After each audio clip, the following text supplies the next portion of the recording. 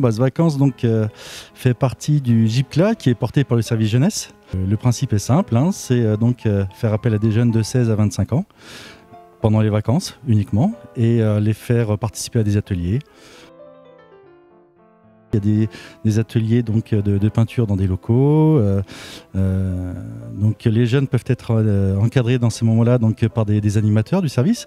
Mais on a aussi d'autres propositions. Par exemple, ils peuvent accompagner nos services de la ville. Par exemple, les espaces verts, les ateliers, les menuiseries. Donc là, ils sont encadrés par les agents de la ville. Ces bases vacances donc, sont programmées pendant toutes les vacances. Là, par exemple, cette année 2020, ça représentait à peu près un peu plus de 230 petits jobs.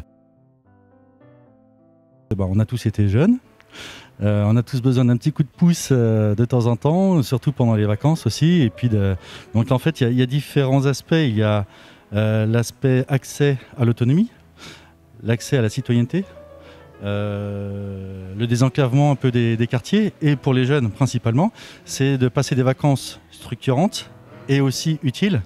Ne pas oublier aussi l'aspect rémunération évidemment, parce que tous ces ateliers sont rémunérés sous forme de bourse. C'était quand j'étais à l'espace jeunesse pour utiliser les ordinateurs. J'avais vu une annonce et du coup j'avais demandé, j'avais commencé à me renseigner pour savoir c'était à partir de quel âge. Et du coup je me suis dit je vais postuler pour une première fois et du coup ils m'avaient pris et là ça va faire ma 3e fois que je suis ici. J'ai connu Base Vacances avec le lycée, la documentaliste nous en a parlé. On arrive à 8h30. Et on peint, on a une pause à 10h et après on continue et on part à midi.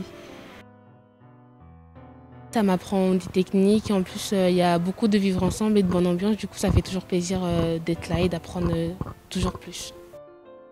Ce qui me motive à venir ici, c'est l'ambiance et puis c'est assez sympa de découvrir le milieu du travail à notre âge et quand même en douceur. Enfin, c'est intéressant.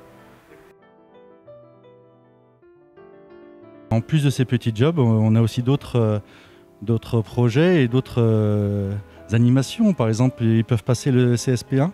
Donc, c'est une formation pour devenir secouriste.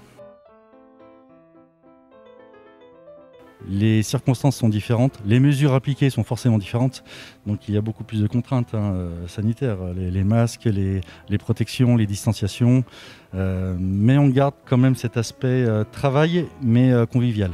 On a toujours autant de place et on a toujours autant de demandes de la part des jeunes.